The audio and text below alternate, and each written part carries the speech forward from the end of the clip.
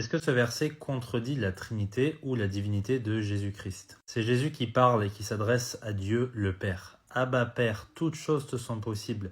Détourne cette coupe de moi, toutefois non pas comme je veux, mais comme tu veux. Alors la réponse est non. Évidemment que Jésus est bel et bien Dieu et toujours la deuxième personne de la Trinité. Il n'y a absolument aucun problème ici.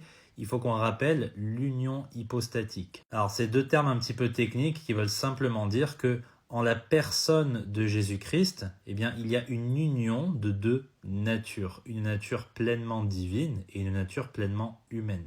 Dieu, il existe en tant que trois personnes distinctes, mais trois personnes par contre qui ont une seule et même volonté divine. Par contre, vu que le Fils, il a hérité d'une nature pleinement humaine à l'incarnation, un Dieu lui a préparé un corps avec un cerveau, avec un esprit rationnel, etc., etc., il va aussi y avoir une volonté humaine. Et c'est l'humanité de Jésus qui va s'exprimer ici quand il va être face à ce qui va devoir se passer lorsqu'il va devoir être crucifié. C'est l'une des formes de mise à mort les plus terribles, les plus cruelles, les plus atroces de l'histoire de l'humanité.